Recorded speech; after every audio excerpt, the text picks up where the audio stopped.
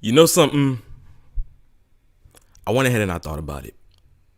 Why go ahead and start off same with the Undisputed Era theme song? When of course it's Christmas time. Why go ahead and sit right back at my old little festive corner when I could be right next to my tree? Today, on this very special episode of S.A.M.E, I wanted to go ahead and bring to you guys the fulfillment of just being professional wrestling fans, but also regular people. None of that, let's stay behind a corner. Let's just go ahead and be regular. No, we want to be the perfect type of Christmas individuals. So, before I go ahead and do anything, I just want to wish every single viewer and every single person watching, every single fan of professional wrestling, a very Merry Christmas and Happy Holidays to all. And from there, you know something, why not? It's something funny because at the same time, peeps told me, yo, listen, phenomenal one. It's the Christmas episode. Why not go ahead and wear Christmas sweaters? And you know what? I said sure, but then I thought about it. I'm a heel. Who wears Christmas? I am a heel. Do you see? Okay, you know something? It's no problem because at the end of the day, for you, the viewers, those that cheer the babyface, you know what? Peeps wanted to go ahead and do something good for y'all, and he put on a Christmas sweater. So without further ado, let me go ahead and introduce him for you. Behold, the one man that can go ahead and actually rock a Christmas sweater. The one who goes ahead and gets seasonal in the kitchen when it comes to holidays. The one, the only limousine riding, jet flying, kiss stealing, wheeling dealing son of a gun who's having a hard time holding his alligators down at this very moment because he's rocking a Christmas sweater once more. Mr. Peeps Nate. Peeps, where you at, buddy? Oh man, the man, oh Lord have mercy. Oh wow. Ain't this something? Yes, I had to get festive with it. After a couple of glitches here, I think that the Grinch tried to mess with the show, but we're here. I'm here. I have my sweater right here. And as the sweater says, I'm cool in the game. I get to sit here with my tag team partner, of course, the Deep Voice Dynamo is here, along with his special Spider-Man phone cover. I'm ready to go. Let's do this. The man is ready. What can we say? And for you guys that are just over the age gap of the 2000s, Cool in the Gang references are not for you guys. Trust me, I get it. But it's okay. Yeah. It's okay. But without further ado, guys, thank you for going ahead and tuning in on this special Christmas episode of Saturday afternoon's main event. We hope that you guys get what you deserve as a perfect Christmas gift from me and the Peeps Nate. And that is laughs, good times, and all the wrestling news possible. So let's get into it with Fast Track. Of course, we introduced this at the beginning of probably 3 weeks back, and, you know, it's just been fun to go ahead and do. So why not go ahead and get into the first topic? Paul Heyman retiring. Peeps, off these past 2 episodes of Smackdown, we got to see the climactic ending to probably one of the greatest factions, although one of them wasn't a professional wrestler. We can say this was somewhat of a Andre the Giant, Bobby the Brain Heenan type faction. Yes. This was close to what we got with Brock during 2002. We had Roman Reigns and Paul Heyman side by side in what we thought couldn't be possible. And just this, 2 weeks ago, since we couldn't go ahead and have it due to technical difficulties once more, this 2 weeks ago on SmackDown, we had Paul telling Roman, listen, I'm not trying to protect Brock from you. I'm trying to protect you from Brock Lesnar. Then Paul notices he messes up. Roman goes ahead and hugs him. Says that it's okay, I love you, wise man. Then you have Paul going ahead and hitting the whole soap opera gimmick. I love you, my tribal chief. You know, and all of that, and the fake crying and everything. And then Roman hits the words, I thank you for everything that you did for my family. You're fired. Then, of course, it wouldn't be a perfect firing without a Superman punch, right? So, of course, Paul Heyman got one to the face. So that signaled the end of that. But, of course, this past Friday night, which was about 12 hours ago, we got to see Paul Heyman in a interview with his arch nemesis, Kayla Braxton, in which he went ahead and signaled that it may be the end of his career.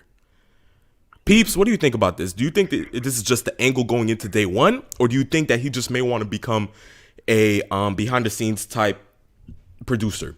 What do you think this is? Well, I tell you one thing. What a way to get future endeavor. To get a Superman punch knuckle sandwich right in the mouth. I mean, by the head of the company? Why not? Exactly. I look at it like this. If you are trying to plan further intrigue with this storyline, the one thing that they seem to be doing is making sure that you can't predict what's going to happen next. I don't think any of us saw, we at some point we saw a split somewhere. We just didn't exactly see where it was headed as far as what they plan on doing now or what they're showing you that they're hinting at doing. And then I ended up getting a couple of text threads from friends of mine that are watching the stories popping up and well, Heyman may be retiring and he doesn't know what he's doing next. And first and foremost, Paul Heyman is probably the single greatest character in the WWE right now, as far as inflection, deviation in voice, mannerisms, facial expressions. He's been doing this for a very long time. And to see that he's got like legitimate wrestling news websites kowtowing into wondering what he's going to do, this is what kayfabe is all about. Now, whether he does decide to go maybe more of a booker or whatever the case, I think that this is just moving into what they plan on doing with this angle. Because you got to remember, they're trying to shoehorn this between here and WrestleMania. WrestleMania is, 3 months away? So they're going to have to pull the intrigue out as far as they can. And I think this is one of the reasons why. And to factor in the advocate, as they've been teasing since around SummerSlam, what's happening here? What are you doing with Brock? Why are you advocating for Brock when you're supposed to be the boss man, the wise man? I like what they're doing, and I hope the payoff is just as good as the buildup has been so far. I couldn't agree anymore. But from there, if it signals the end, then in the words of John Laurinaitis, I wish Paul Heyman the best in his future endeavors. Oh, yeah. Yeah, certainly. From here, we move on to the next issue, and this issue is something that every single wrestling fan has. What is up with World Wrestling Entertainment and wedding angles? They are never okay, but somehow, some way, Creative and Vincent Kenny McMahon think that it is perfect for one to happen this Monday on Raw. The Miz and Maurice are renewing their wedding vows. So, are you ready for Edge to go ahead and spear a woman and a man, this Monday, peeps? I mean, writing's on the wall, man. You know, there's an expression for when a show or an angle or something along those lines in the television industry has gone past the veil into almost obscurity, and it's called jumping the shark. I think that all wedding angles in this company have completely jumped the shark, because when you hear wedding angle, something silly is going to happen. You're surprised if nothing does happen.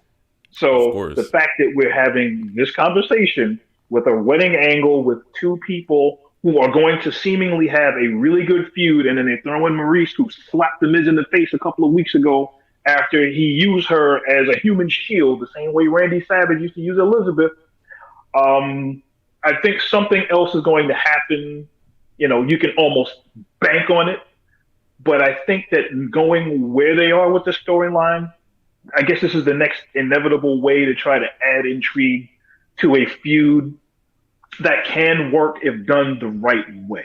I don't know if they're going to do it long term. This is just something to placate Edge between now and WrestleMania, because, he doesn't have, 200 bookings. He's not going to be doing that kind of thing. He's got one of those limited schedules, but it's a longer term deal. So this is one of those high profile type feuds that they'll probably do here. Maybe they'll have another match, maybe at the Survivor Series, at the Royal Rumble, maybe a WrestleMania spot. Who knows? But like you said, a wedding angle in the WWE is like a day without sunshine.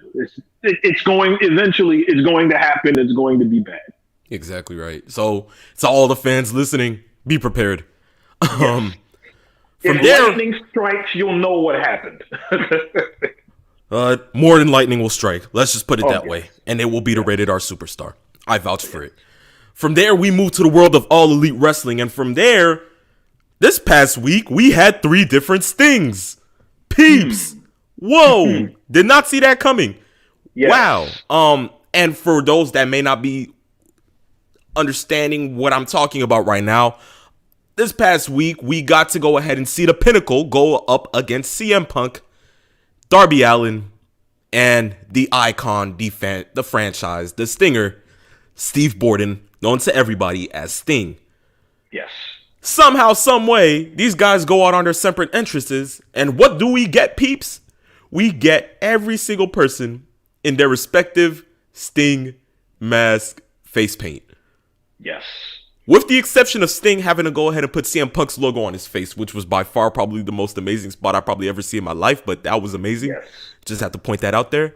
But just to go ahead and say, what do you think is the impact for Sting off these guys? Because, I mean, for them to go ahead and do that for him in his hometown means a lot. So what do you, like, all of this just tie it in together. Bring it home. Yes. I think when you look at it from the standpoint of those 3 phases of Sting, not just the fact that it was 3 different face paints of Sting, each face paint that was put on, like you said, with the exception of the one Sting had, which was kind of similar to his current face paint, there were different eras of Sting. If you look at it from where the face paint originated as far as how the designs were, CM Punk had kind of like the 1990s WCW Nitro pre-Crow Sting face paint. Yes. Then you had Darby wearing the pink face paint, which I think was also an homage to Owen Hart because they announced the Owen Hart tournament earlier in that show. So they talked about that, and I think that's what played into it. But the face paint was really reminiscent of late 80s, early 1990s Sting. And then, of course, what Sting was wearing was kind of like his face paint with a CM Punk tribute on it. So for those that kind of like Easter eggs in their show, that's what they added. And it shows you from 1985 up until this point what Sting has meant to so many people. And I was a little kid when Sting first started in the business, when he was Blade Runner Rock and Blade Runner Flash with the Ultimate Warrior, and they were the Blade Runners, and they were bumping around and looking absolutely awful. But to show you the impact that he's had over all this time, it shows you how important it was at that moment on that show for the way that they showed out, and it was absolutely phenomenal. It was a great look. And there were many great spots in that match also, if we have to add. From Sting actually going off the top rope to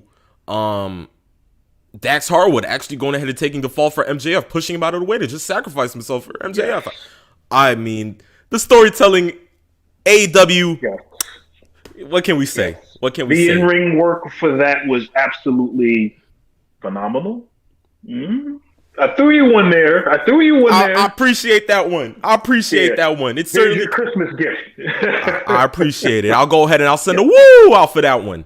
There certainly can. Yes. From here, we move into NXT. Now, peeps, just letting you know, if you're keeping count again, just grab your pen and put in 3 I digresses, because this is what I'm about to go ahead and do right now. Number one. You cannot tell me that a company that had probably almost every single future star known to man lets them go, notices that they're losing ratings, and just to gain some on a day that they know football may go ahead and take over due to all the COVID pandemics and everything like that on a Tuesday, they choose to add in AJ Styles to go ahead and go face to face with Grayson Waller. Now, as I said, you let go of almost every single one of your future talents. Kyle O'Reilly, gone. Adam Cole, gone. Bobby Fish, gone.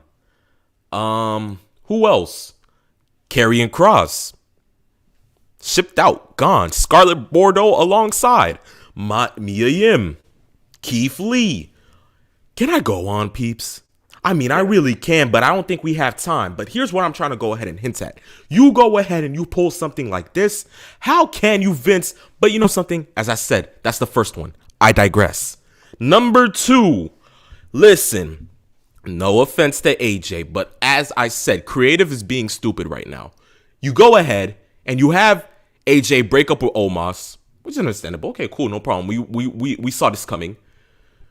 But now it seems like you put him in a feud with Omos on top of that. It's not like a regular breakup where he just goes a separate way now. Seems like a feud. But now you're trying to build a feud on top of that from a different brand in NXT 2.0, which already doesn't get as much views that it would already get if it were the black and gold brand. So once more, I digress. And last but not least, let me just say this. NXT 2.0 is an abomination of professional wrestling at this current point in time. Granted, you have some good up-and-coming stars from the likes of Braun Breaker and Carmelo Hayes and Tony D'Angelo. And of course, you bring back Mandy Rose to hold the NXT women's title. And on top of that, that women's division looks stacked and it looks like it has potential. Let's put it that way. It's in better shape than it was about 6 months ago. Yes. So I'll say that. So we'll keep it like that. But the fact of the matter is that you would need a lot more. I am talking, you need more blockbuster stars on NXT 2.0 to get NXT 2.0 to what it was as just NXT. Listen, this isn't checkers, it is chess. You are going against another company at this point. I am not saying it is a war, but now you have more people tuning into AEW Dark Elevation than NXT 2.0. So get it right, creative, or else we're just going to have to go ahead and go back down memory road and see what NXT was pre the Bruce Pritchard and Vincent Kennedy McMahon era. And where in the world is Hunter Hearst Helmsley? We need him back here. But you know something? As much as Vince goes ahead and sends him off and just has him go ahead and stay at home and just, sit and look at how his creation is being burned down to the shrubs. Listen, we're not liking it. So as I said, peeps, put it down as the third one because the phenomenal one says, I digress. Oh, peeps, you can take over. It's kind of hard to have a future when your entire future has been future endeavored. There's Amen. Your thought process right there. Amen. I think that when you look at the NXT 2.0 is very, very rough around the edges with literally an exoskeleton to remind you that this was NXT at some point. Now that they're building with new stars, they're trying to go in a different angle, a different way. We want big guys. We want younger guys. We don't want quote unquote vanilla midgets, or the expression went. As offensive as that mindset always has been, and a lot of other wrestlers use that for shorter wrestlers that are in the business. The problem that I have with that mindset is that archetype doesn't fit in today's wrestling, because a lot of wrestling promotions like MLW, I'll even go into GCW and a lot of the other wrestling promotions like AEW as well. They don't all have 6'5", 300-pound wrestlers that are the top of the card. The only place that you really see that is in the WWE. So that archetype works for certain matches and a certain look, a certain cosmetic you're trying to push forward. The issue here is you have to make sure that when you bring in the young talent has to be not only entertaining, but fundamentally sound in the ring. And that's the reason why one of the wrestlers that I don't care who they get in the ring with, I will stop what I'm doing to watch, is Pete Dunne. As far as I'm concerned, he is one of the last links of the old NXT because he brings a physicality. He brings a belief.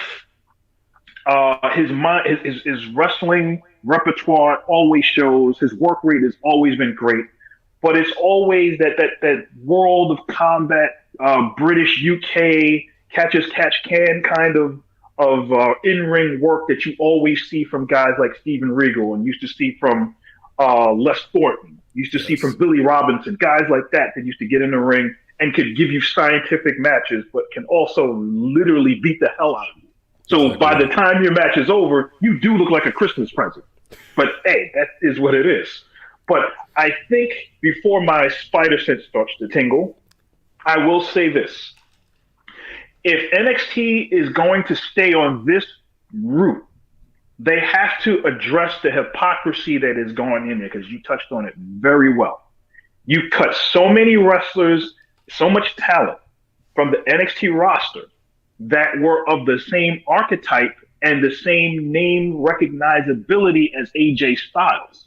Yet when the NXT products ratings drop, you go ahead and bring AJ Styles, who is a heel on the Raw brand, and you bring him into NXT seemingly as a face to give the rub to a young guy that you're trying to push up the roster on your show. Explain that as the fans wonder where all the talent is gone. But in the words of Peeps Nate, you may go ahead and finish it off for the fourth one. I digress.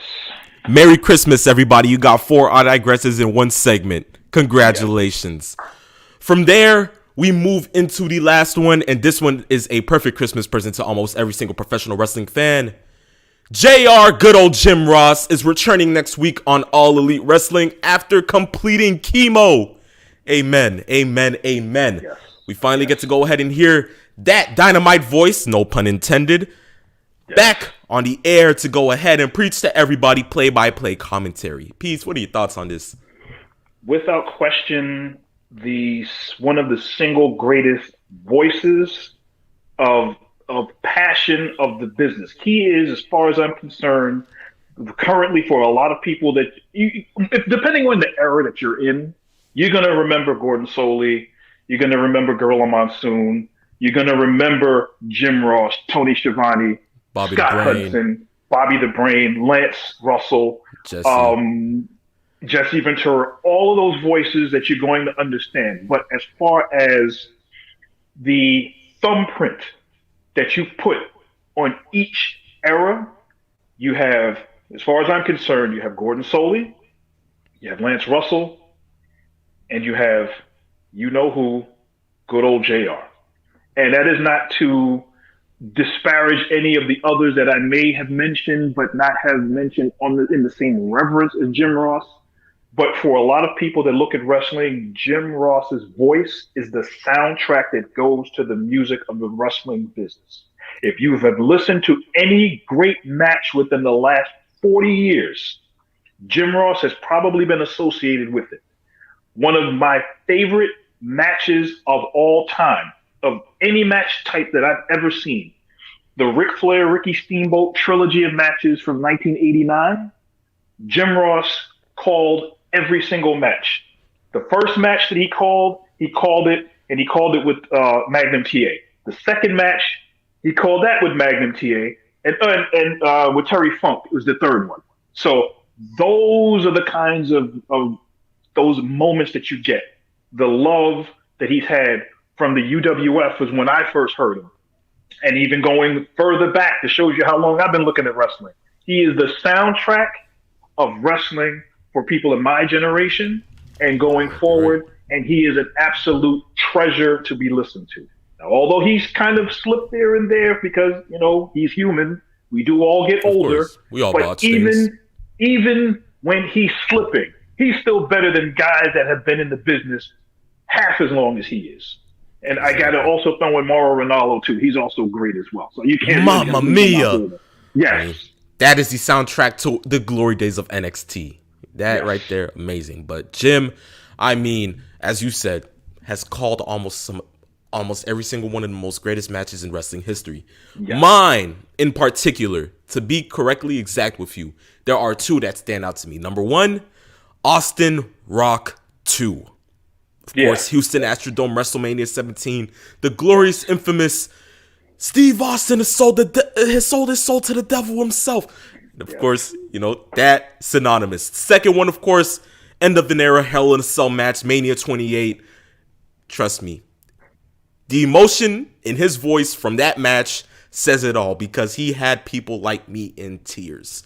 That is all I have to say. Jim, glad to have you back, buddy. Yes. Let's go ahead and kick some butt. More on commentary, play-by-play, whatever it is. Let's just go ahead and take over the world. But from there, that is the end to Fast Track. Listen, we're going to go ahead and get into the next topic of the show, but we have hit the 30-minute mark. So we're going to go ahead and have a 30-second break. And when we come back, we'll get into the first topic of the show, which is completely amazing. Timeout, yeah. Give us a timeout. Certainly, we deserve it. It's Christmas. Go grab some eggnog because you're going to want to hear this. Yes. S.A.M.E is back in 30 seconds.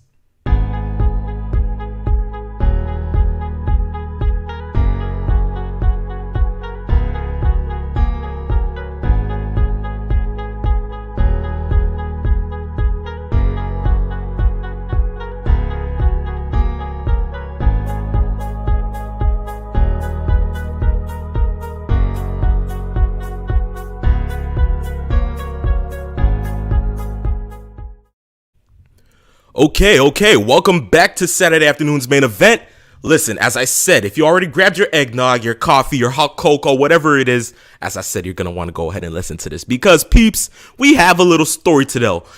And this story itself, ladies and gentlemen, is undisputed. Now listen, peeps, I don't know about you, but many years ago, like myself, we popped hard when we saw this moment, right? Yes. Okay.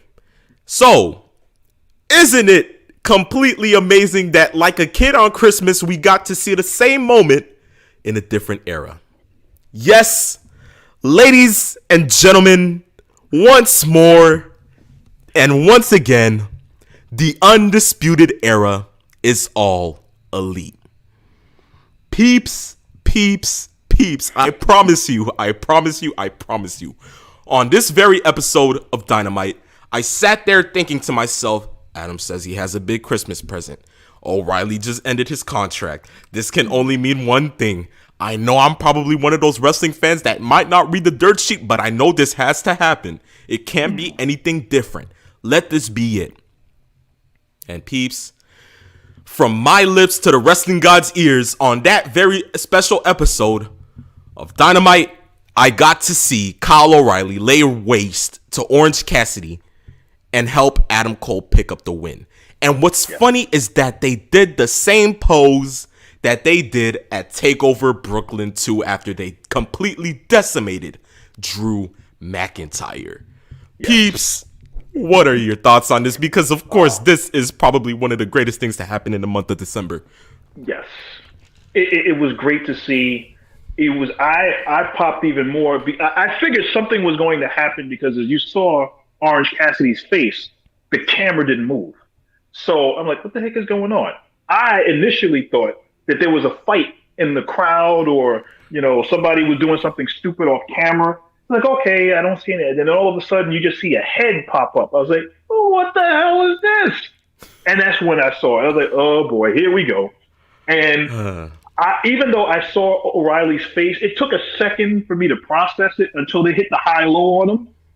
And I literally jumped out of my seat, because even though you kind of figured he was eventually going to show up, you didn't expect it to be the night that it happened and the way that it happened. And I think that how it was done really well. It could have probably have been done on a grander scale to get more of, like on a pay-per-view. So people will be talking, but we know AEW, they build towards pay-per-views. They don't do a pay-per-view to make a build, which is what the WWE does. They kind of build in reverse, where the old school way of getting to a pay-per-view is you have 3 months or 4 months between a pay-per-view. So you have all of this time to build up storylines and feuds and get that squared off. And then you go ahead and here's the payoff. It's the pay-per-view. This is what they've done. And this is only going to make you wonder, what are the plans now for this group? Because the Super Clique has a clique within its clique.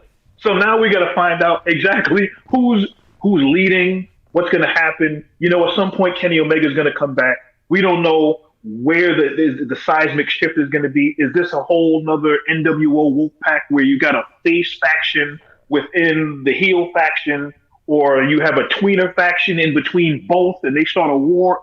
Who knows what's going to happen? All I know is this sets up a lot of storylines that they can use, because now they have so much talent on the roster to bring these guys back. And I will harken back to one of the best tag team matches that I've seen in a long time, and it happened at the Manhattan Center. It was when Red Dragon went against the Young Bucks. I think that was the main event of a Ring of Honor pay-per-view back in 2016, 2015, 2016, somewhere in that neighborhood. And that was one of the best matches I had ever seen, to see Fish and O'Reilly versus the Young Bucks. Now that they're all on the same page, seemingly, maybe they're teasing a little rift between the guys. Who knows? Maybe we might see another match between those guys. Who's to say what would happen if Fish and O'Reilly get a crack at the tag team champions and go ahead and get in the ring? I would love to see them wrestle FTR. I would love to see them wrestle the Lucha Brothers. I would love to see them wrestle a multitude of tag teams, a multitude of talent, and see where it goes from there. Even if Mox gets back and he teams up with Eddie Kingston, that would be another really good match. So they have the germination here of creating an actual tag team division. Now they have to make sure that they shore it up so that it's as believable and as competent and has its own legs to stand on its own. And I think that's what they're doing right now. Exactly. But the one thing that I think I would have to say is that the way that they're building this, amazing. The way that they had this spot itself, okay, bringing it back to 2016, 2017 a little bit. I'm liking that. Yeah. But once more, after this, you had the Young Bucks come to the ring. Then you had Adam Cole step back for a second. So now you have him being stuck between the two.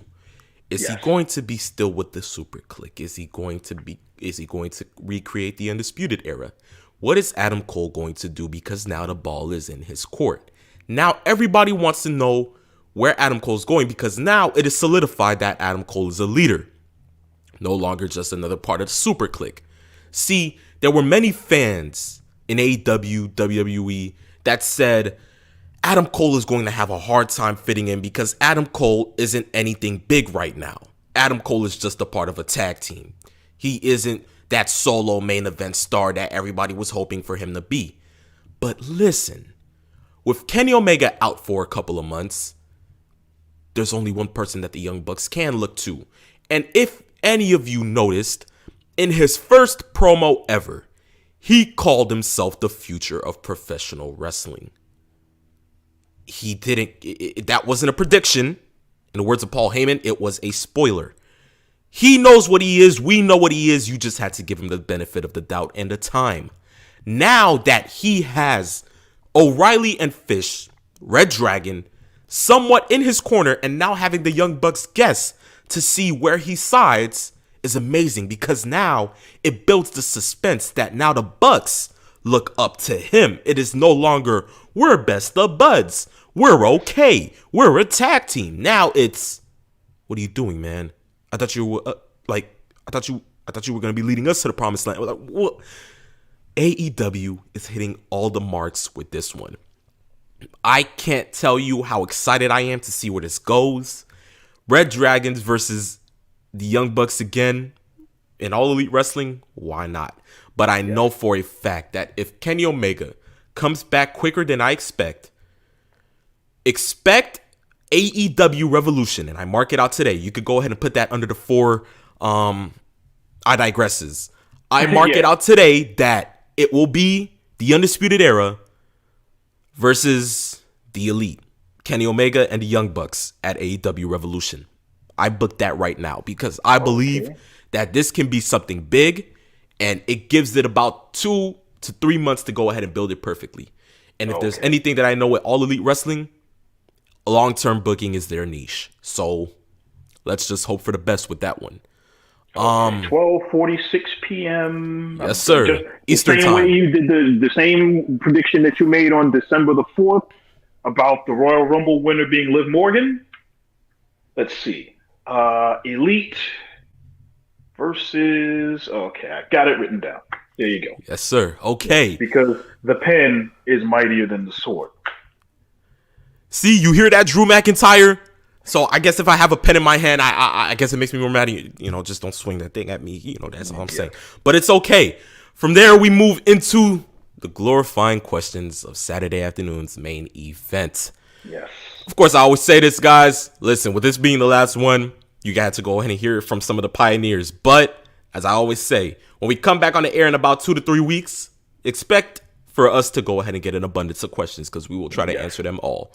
But from there, we will go ahead and move into the first one. And it comes from Tua is a GOAT 13. And he says, greatest Christmas wrestling moment. I guess that's a question. Peeps, you would like to go first? You go first. And I have so many moments of Christmas moments ahead. Yeah. Okay. Let's see.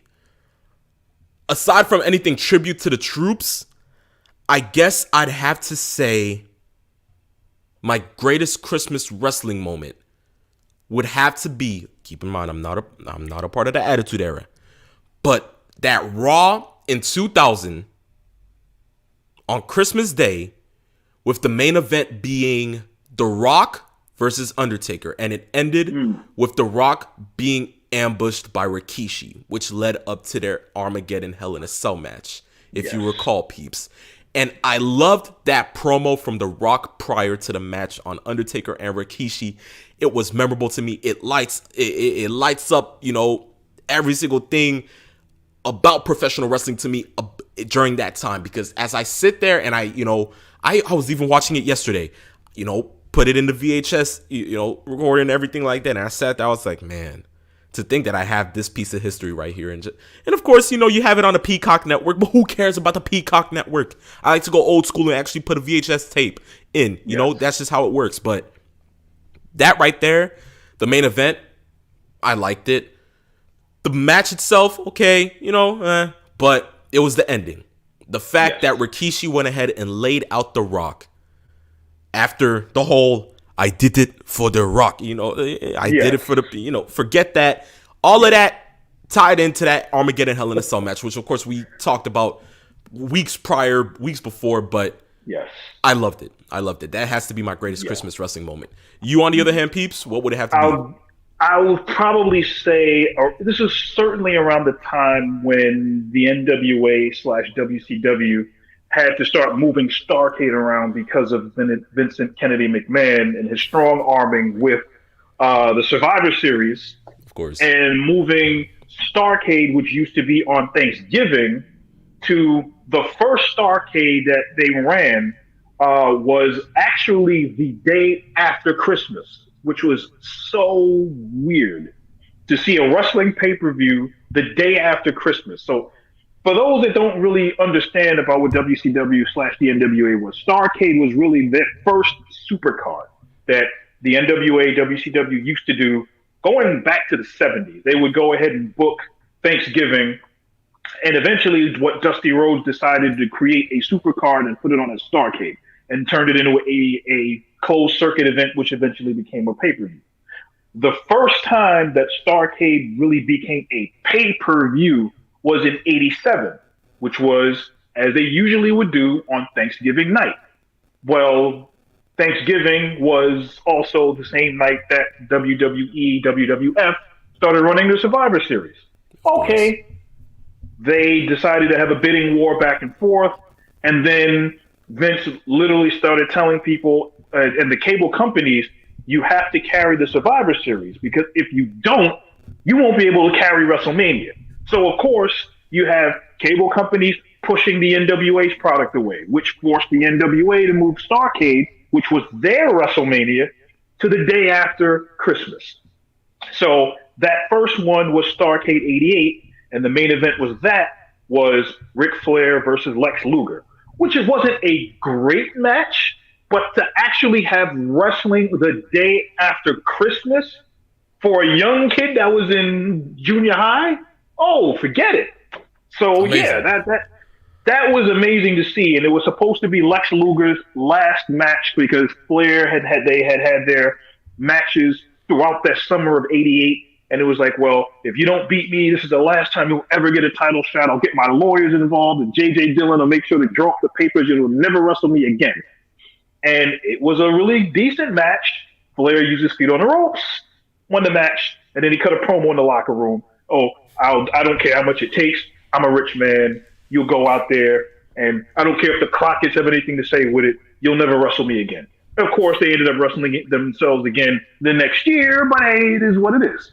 I digress. It is what it is. Fifth one. Go. All right. Two is a GOAT. Good question. We hope that you probably have a lot of great Christmas wrestling moments too. Let's just put it that way, because I know in WWE, there's many of them. And the funny ones too. But once more, it's okay. Next one comes from Tombstone City Adam, and he says, I just got tickets to Smackdown in Miami in March. Is it worth it? Listen, coming from me, it's a WWE show. In 2022, it's Smackdown, which means that you will precisely get to see Roman Reigns. I say that it's worth it. For what it is, it's worth it. I'm even thinking about going myself. But here's the one thing I have to tell you. WWE shows, to me, I think has gone stale. Trust me, as we always say, it's always great to go ahead and see it in person. But is it really worth it to go ahead and spend about $80 on a show when I spent $40 on AEW and I got 2 nights worth of action and it was probably one of the best spends of my life? Listen, not bashing WWE in any way, because as I said, I'm thinking about going to this myself. And as an early Christmas present, that's pretty good. But I'm just saying, just know there are some things that come with it that you will certainly not want to go ahead and be a part of. Of course, the fan interaction, the chants and all of that. When you get to the arena, the woo start and everything. I know Peeps gets into it all the time. Once he gets into a wrestling arena, I do myself. The fan interaction is great. Just saying, be prepared, because some things will be add on, and it's like, yeah, you didn't pay for this. You know, where's the rest of the other things? You know, as far as it just being live TV and Fox, trust me, buddy, you'll see what I'm saying. Peeps, how about you? What do you have to say to Tombstone City, Adam? Well, first of all, let's hope that by the time you get to see the show, there won't be so many crazy things happening in the world that it either postpones it or moves it into another place. So let's just keep our fingers crossed to make sure if you're able to go to the show, there are no hiccups involved. Exactly. I've been to so many shows. I've been to see Smackdown. I went to Smackdown at the Barclays Center like 3 years ago, before the pandemic started. I've been to 2 Ring of Honor shows. I actually got a chance to meet Ric Flair at one of the Ring of Honor show where he was signing autographs. I was actually at that show, and I got to shake his hand. He actually autographed my To Be a Man book. He autographed that for me, and I have that in the house. So I've been to many different shows. Like my partner just said, if you go to a SmackDown, there are things you're going to have to probably sit through. You're probably going to have to see if they're still doing a 205 live. If they're still doing main event, they're going to probably do tapings before and after. And as you also stated, if you're going there expressly to see Roman Reigns, either he's going to be on the show proper or he's going to be in a dark match. At some point, he's going to be on the show at some point. He's the WWE's cash cow. So they're going to use him on the show somewhere. And figuring this is in March, this is shortly before WrestleMania. So I'm thinking that you're going to probably see some good build-up going into WrestleMania. So I think that that's probably a good spot to see a SmackDown if you're going to see it, as opposed to the quote-unquote the dog days of the card where you don't know, they're plotting away, they're they're on cruise control. That's not the case. So I think that you got a pretty decent spot. And hopefully by then, you'll be able to enjoy the build going towards WrestleMania. Exactly. And just that you just said, pointing the build towards WrestleMania. Yes, exactly. It's in March. So that means we are on the road to WrestleMania. So the extra best thing about that, which is something that I may be looking forward to, you get to point to the WrestleMania sign. Why not? You know, yes. Everybody likes taking that picture. So, I mean, there's that to look forward to, too. But, I mean, you didn't pay to go ahead and just stand and point to a sign. You paid for professional wrestling / sports entertainment. But I digress. The sixth one. Number 6. Yes. You know, we got our record is 7, and I was on the 4th. So let's go ahead and try and do that now. Exactly. Naturally. Exactly. Hopefully. Next one comes from In Tunny We Trust. Tunny. He says, no questions, just the happiest of Christmas to all at S.A.M.E. Merry Christmas to you too, Tunny. And Merry Christmas to every single person that is watching currently right now and listening. See that name right there. That is without question one of the best names out there. And Tunny, Jack on the tape, Tunny. Yes.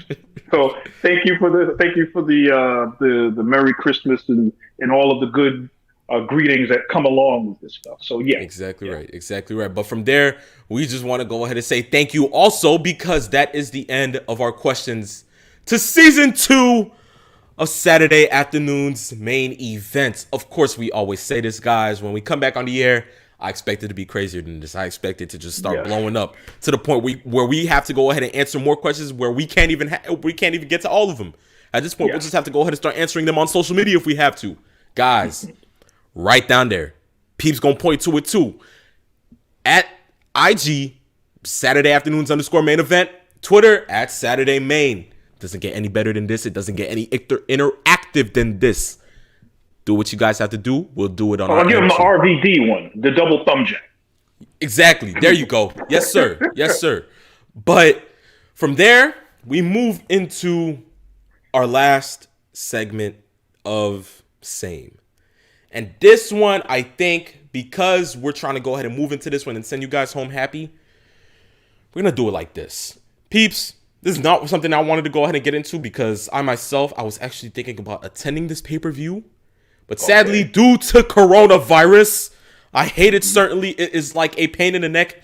It's like Vince McMahon and Trish Stratus on Smackdown television in 1999 to 2000. I can't stand it. But it's okay. Why? Because we get to go ahead and watch it still on the Peacock Network. Why not? But, of course, as you always say, guys, day one predictions. This one, of course, this is probably going to be the new biggest pay-per-view. And it may be somewhat close to New Year's resolution, if you guys remember. Or New Year's Revolution. What? Listen, I hated that paper. At least it's not Great Balls of Fire. Exactly. But I still hated it due to the fact that I had to see John Cena lose the title to Edge. Ultimate opportunist, right? But it's okay. Yeah. But yes, we will move into day one. And of course, by seeing the matches here, we get to see what it looks like. But we're going to start from the bottom up. And we start with the first match being Drew McIntyre versus Madcap Moss. Isn't something that I'm looking forward to. I'm just going to say that I have Drew McIntyre taking the dub. Peeps, what do you think about this match? I'm going to take the Al Bundy approach. Don't know who, don't care. I not to be disrespectful to Madcap Moss, but I think that this is literally pay-per-view filler. I think they tried to make you care about this based on them stealing his sword. It makes you wonder why a sword has to be a storyline driver in a wrestling show. But hey, what do I know? I'm just the 800-pound gorilla in the room. So let's see what happens from there. I guess we can say it's safe to say that Drew is going to probably win this, unless Vince is so enamored with this whole storyline stuff that they give him an upset on the show because it's a new year. I don't think that's going to happen, but you know. Let's make sure that we say that we know it's going to be Drew and keep it moving. Exactly right. From there, we move to the next match, and that is Becky Lynch versus Liv Morgan for the Raw Women's title. As I said before, I say Liv is losing again, and I know my reason as to why. Peeps, what do you see on this? And I'm going to actually agree with you on that. I think that the way that they've done this, they have come as close to damaging Liv Morgan's push as humanly possible without actually damaging it, because now every time she gets into a championship match and she loses, it makes her character look like she's not that smart. Although she's appealing to the fans, I don't give up, I never say die, but she keeps falling for a lot of the same tropes that the heels always fall into and get. And it's starting to wear thin because eventually you run out of excuses as a face to win matches. So I think that if they go the route that you're thinking that they're going, of her going into the Royal Rumble and potentially being number one and then running the gambit and winning the whole thing, then they have to make sure that she is important enough and give you a better feel for her going forward against Becky Lynch. I think it should be a better match. I don't think that Lynch is losing, though. Exactly right. So Becky Lynch taking the dub on that one. Next one is, of course, the match that we talked about at the beginning of the show, which was located in Fast Track, and that is the Edge head himself, the ultimate opportunist, Edge versus The Miz in a singles match. Listen, this can go many ways, but if they want to go in the terms of long-term booking, I suggest The Miz take the dub on this one. But if we want to go ahead and start off right with the first pay-per-view of the year, and you want to have the fans happy, why not? Edge, take the dub on this one. Peeps, what are your thoughts? I can see that happening, but also at the same time, I can also see The Miz coming out on top as well. And the reason why I say that is this looks like this is going to be a mini feud that they stretched into the Royal Rumble.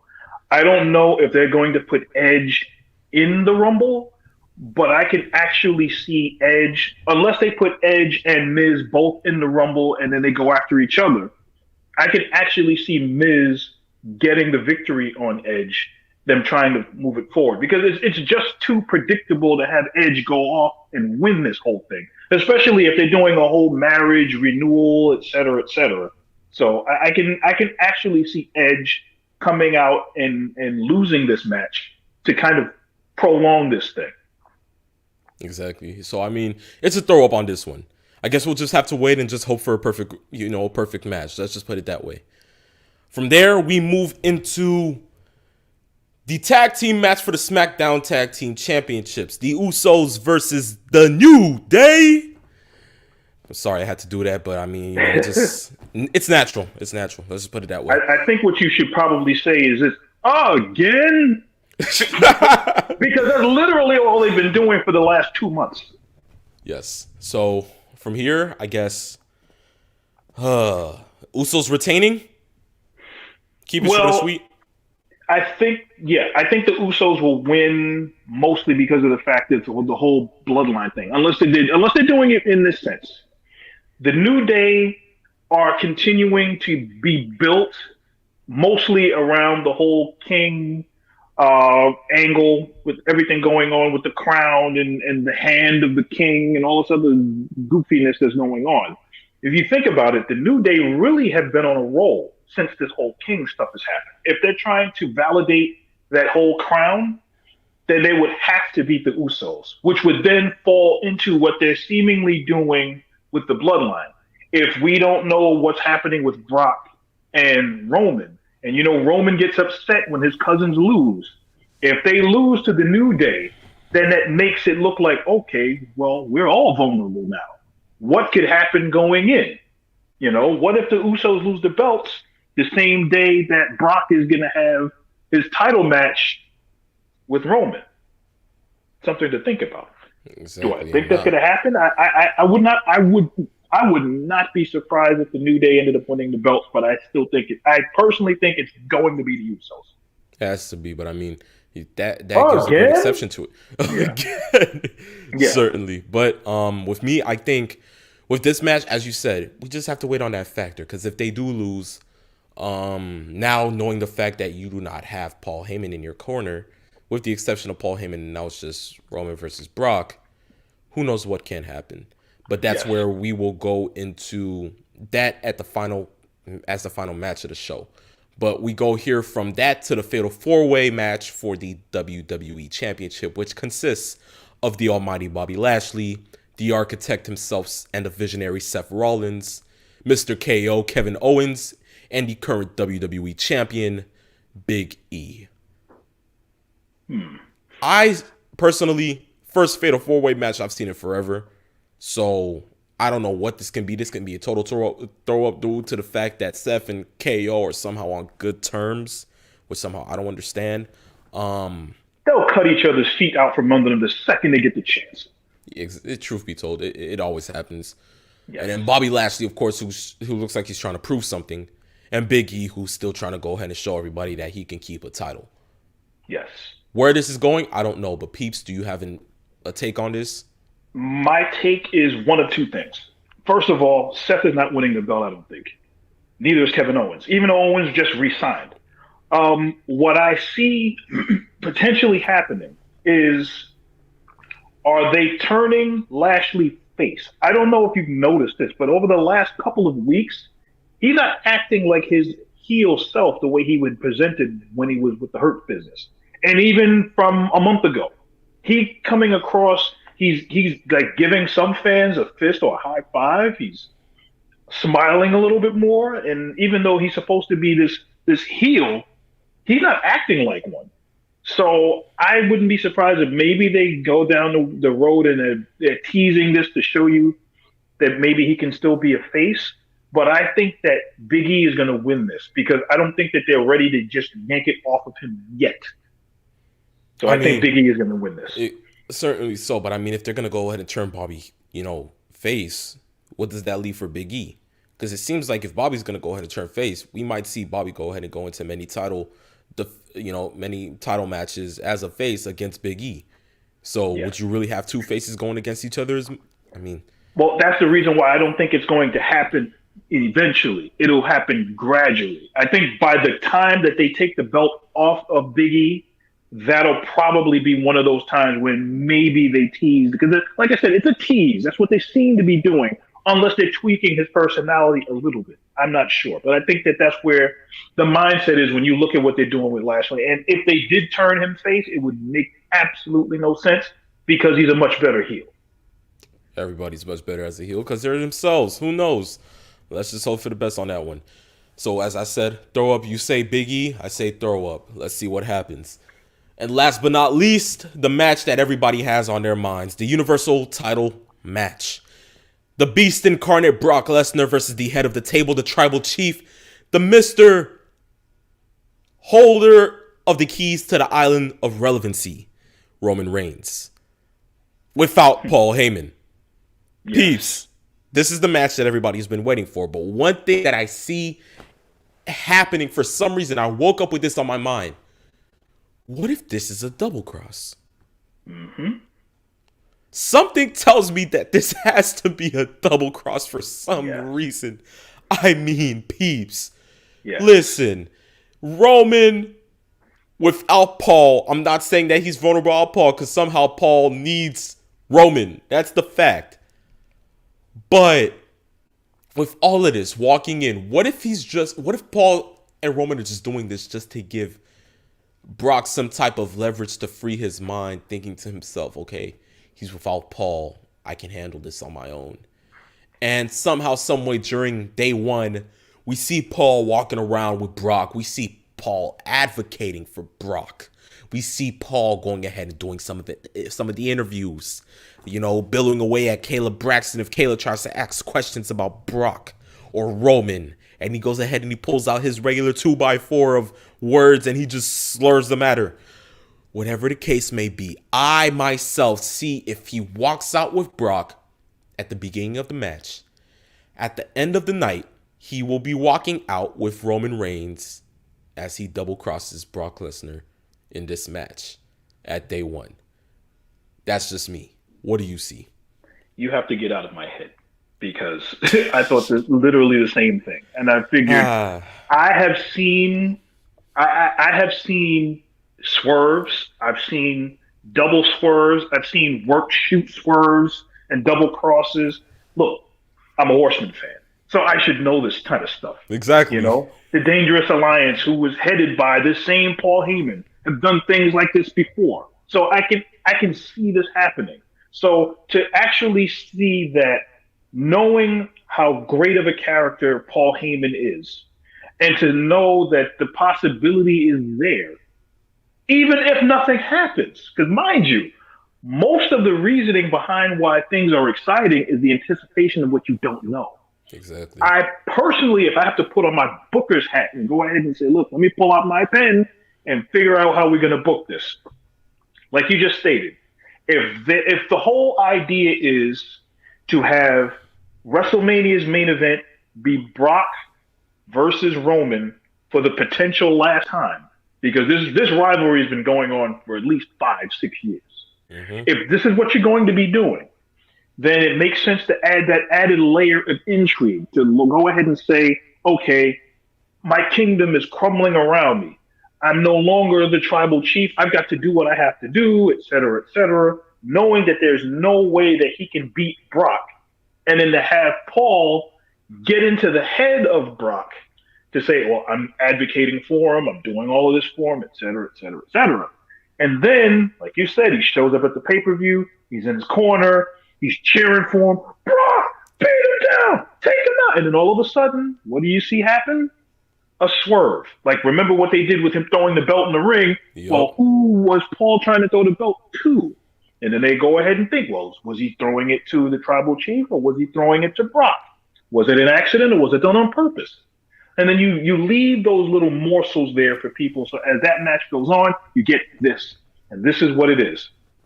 Only for you to get swerved in the end with some kind of cheap, devastating plan that came out and worked, which then leads Mr. Suplex City to go to the Royal Rumble and try to win that spot at WrestleMania because, he got screwed over. You've already got Brock now as a big face. He's going to get even more face heat from the fans because now they realize this whole thing was a setup. That's how you work the fans. You get them to go ahead and do that. And then at some point, there's going to be some pay-per-view between the January Royal Rumble and WrestleMania, whatever they call it, a breakdown or a Superman or whatever the heck they call the pay-per-view. In between there's a placeholder. So they come up with some stipulation, and then Brock gets the title shot at WrestleMania. Who knows? But I mean, it seems like we're both ready for a double cross, right? Yes. I couldn't agree anymore. But of course, we just have to wait and see how day one goes. And day one will be in exactly, I believe, a week, right? Yes. I may not be wrong. Okay, so yes, a week, January 1st. Of course, first pay-per-view of the inaugural professional wrestling calendar year. Go ahead and look forward to that on the Peacock Network. And if you're the traditional want to go ahead and spend $40 on a pay-per-view that may not be worth it, go ahead. We're not stopping you. But listen, that leaves us with that. And before we say anything, we got a comment from one of our listeners. And of course, one of the original from Saturday afternoon's main event, the Phenom, Mr. Triple C. And he says, Merry Christmas, same. Yeah. Merry Christmas to you too. And of course, Merry to you. Exactly right. But of course, this marks the end. Not so much of the end, but the end to this season. Guys, me and Peeps, we can't thank you enough of how much support and outreach and how much times you go ahead and you view and you're interactive with us of Saturday afternoon's main event. We completely appreciate what you guys have done for us because at the end of the day, this is not only just for the Peeps, Nate, and the Phenomenal One. This is for each and every single one of you. So we thank you. Yes. Thank you. As much as you guys has given us gifts to be thankful for this year, we just wanted to make sure that we gave you this, and that was same on Christmas. So without further ado, we want to go ahead and say thank you for tuning in. We want to say thank you for the outreach. We want to say thank you for being a part of the phenomenon known to all as Saturday afternoon's main event. Be sure to go ahead and follow us through in the next 3 weeks when we go ahead and we come back on the air for season 3. Be sure to go ahead and catch on for new Easter eggs, new scenery, and just many other new things. Probably. And I gotta say before we sign off, I gotta thank you for actually having me on and join you as your co-host of this show. We've only been doing this together for 3 months, and it feels like we've been doing it for 3 years. So I have to say, I thank you for letting me uphold my half of the show to your half of the show and making this whole show what it has become. And then the people that have given us questions and have asked us certain things and try to get a knowledge from both of us. And it mingles really well. So I thank you for that. And just the genuine love that we have for the business and then for the people that actually ask us for our questions and our insight and everything. I thank you for that. And that's probably one of the best gifts that I've had this entire year. So I thank you for my partner. So thank you. No, I couldn't thank you anymore myself, peeps. I mean, from the point of just going ahead and having you on the air, man, you know, the chemistry, the way that we just go on about professional wrestling to the point where we have fans go ahead and ask us, dang, like you guys spend a lot of time talking. I mean, listen, we're both wrestling encyclopedias. We both enjoy the business. We enjoy the art of professional wrestling. And I couldn't ask for another better co-host to go ahead and coincide and resonate with the fans itself as much as they resonate with me. So thank you, thank you, peeps. But without further ado, with the last episode of S.A.M.E in the books, first and foremost, we want to wish you guys once more another Merry Christmas, Happy New Year's, and Happy Holidays to each and every single one of your families. And it is with that on this episode and season finale of Saturday afternoon's main event that I, the phenomenal one, and I, the peeps Nate, we came, we saw, and in the words of the potentially retiring Paul Heyman, we conquered. We conquered. Yes, sir, we conquered. And most likely, we couldn't go ahead and get the other I Digress out because, you know, for some reason, we couldn't break the record. So records are made to be broken, most likely next season. But of course, thank you. We conquered. Yes. You, we all conquered. See you next year for Saturday afternoon's main event from the Peeps Nate and the phenomenal one. Happy holidays. Peace, love, sign off. Goodbye. Have a safe one.